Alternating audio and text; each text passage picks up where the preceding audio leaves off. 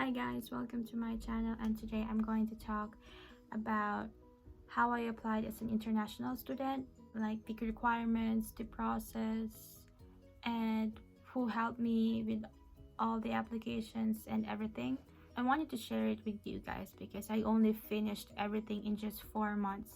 I started my application on May and I got here in Canada end of August 2019, and today it's already 2020. So today I'm going to begin with how I started my application and what I did to complete it. But anyways, without further ado, let's start. First of all, I went to an agency because I have no idea on what to do. So I went to an agency called Fortress Education Services.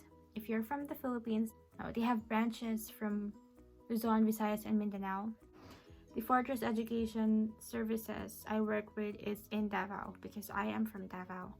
They help me with everything. Shout out to Miss Tara because she has been so patient with me and with all my requirements. Okay, so first I went there last October 2018. Yeah, it's 2018. I went there to inquire for like student visa requirements and everything and all that, and they gave me this paper. They oriented me and they placed all the expenses, the school application checklist, the options I can take, and if you visit their office, the consultation is free, so that's really good. So today I'm going to share to you what's written on the paper. If you are from far away and you're too tired to go to an office, then you can just check my channel, guys. Anyways, okay, the student visa requirements in Canada, it says here Canada, first is your diploma, or if you have finished high school and you're planning to take a college degree here in Canada, then you need your diploma in high school. If you've already finished college and you have already your degree, like same as mine, then you need your diploma. Next is your TOR, high school and college. That's required for both if you are already a college graduate. And your IELTS results. So IELTS results, it depends if the institution you're applying for is requiring it, but in my case, Canada or college does require IELTS test. And the IELTS is academic and not general. Next is your passport. Of course, how can you get out of the country without a passport? Your resume, your certificate of employment if you have been employed for the past months. And if you're a professional, it's better if you can present your PRC license or PRC registration and a board passer certificate. So there are two options that you can take if you're applying for a student visa. First is the regular stream and the other one is the study direct stream. The regular stream, just to give an overview, the regular stream needs a show money. That's the only difference, because the study direct stream doesn't need a show money. So let's start with the regular stream. So in the regular stream, I will tell you about the cost so that you will be like kind of prepared for it. So here in my school, most of the courses, the tuition fees is about 15,000 Canadian dollars. That's for the one full year or the one whole year. But if you want to choose the regular stream, you can only pay for one semester. You need to show your proof of funds. For the proof of funds, that you have to show the immigration for them to approve your visa, so that they can see that it is enough for you to support one whole year without having a job. So just to give a amount for the proof of funds, you are allowed to pay just one semester for it. But for the proof of funds, you need to include the one whole year. So that's 15,000. Then you'll put an estimated $10,000 for your living expenses for the whole year. Then another $2,000 for your airfare. that would be $27,000. So just to make sure that you have more than enough, add 30% of it. So 30% of the $27,000 is $8,100. So your total proof of funds would be 35,100. That's around 1.6 million in pesos.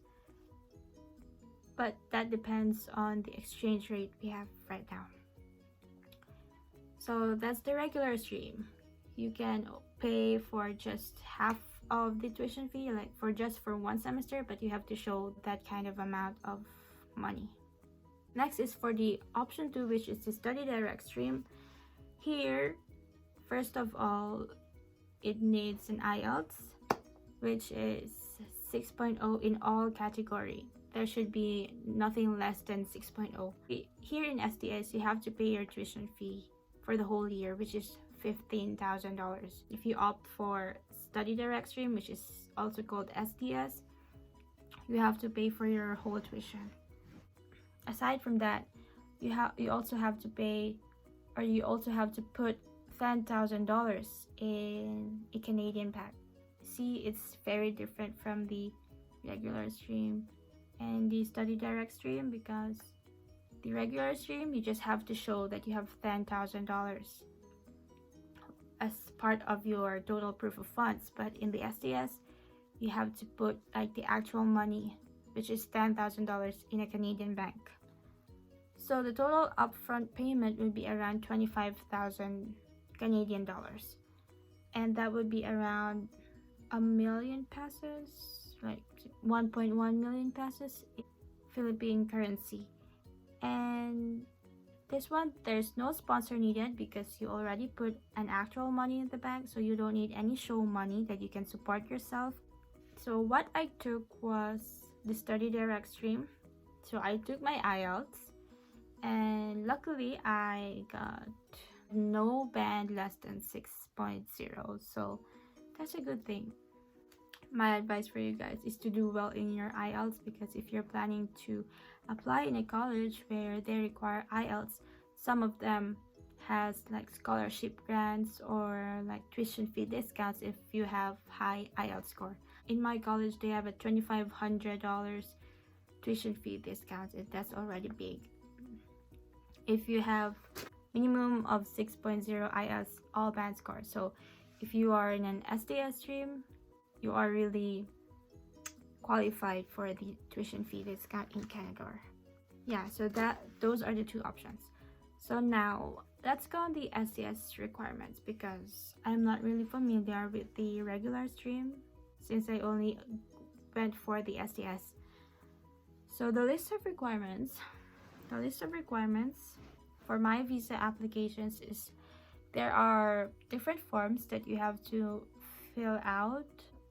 I can only like tell you what are these forms, but I only filled it out since the Fortress did everything for me already. So the forms are just written on the screen.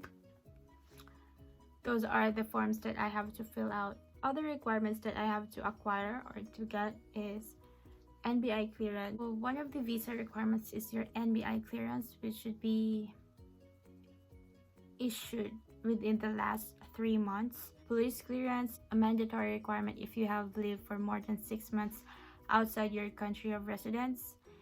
And next is the activities for the past 10 years. Also, your summary of application.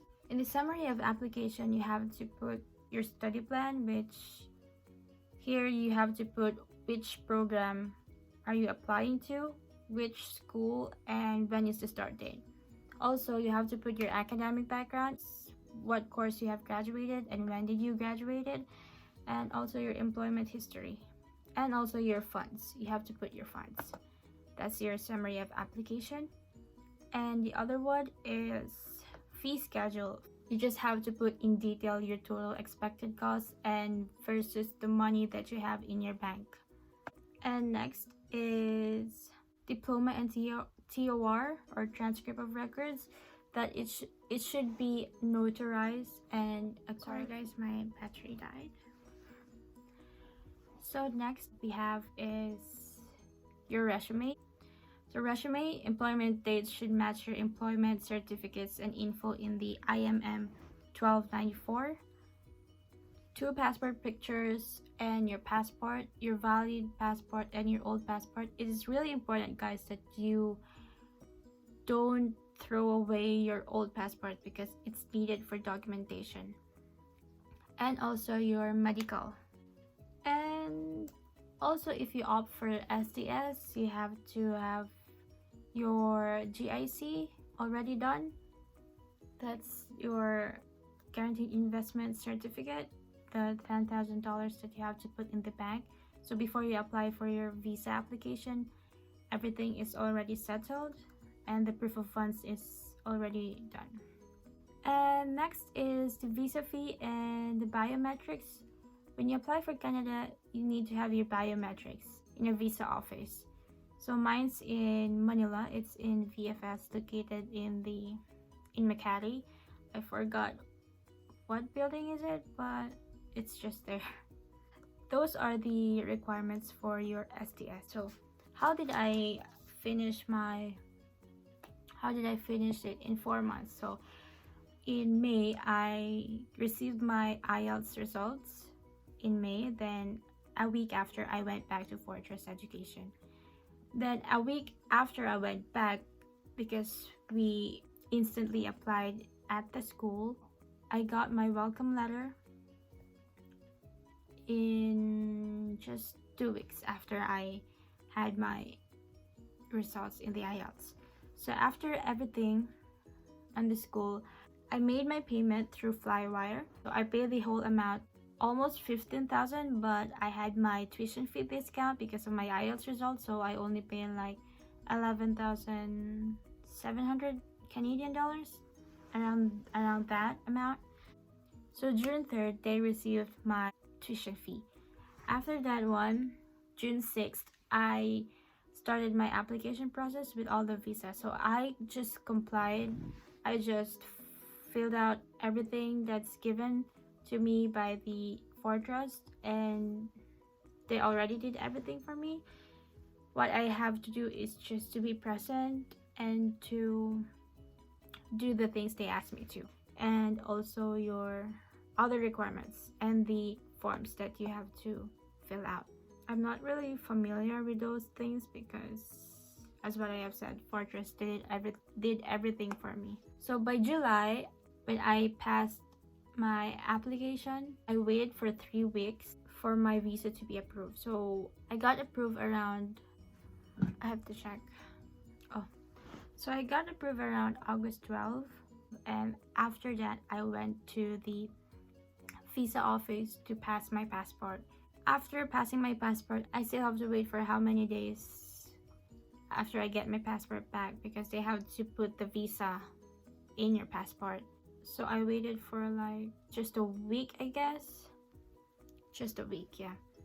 After that, a week later, I booked a ticket, a one-way ticket to get here in Canada. And now I am here. So I don't know if you find this video informative, but that's all I can share right now. And if you have any questions, you can just comment down below and ask me anything about what I did. Also, I'm planning to have more videos about getting here as an international student, so I hope you like this one. I hope you find this informative, and see you on my next video. Bye guys.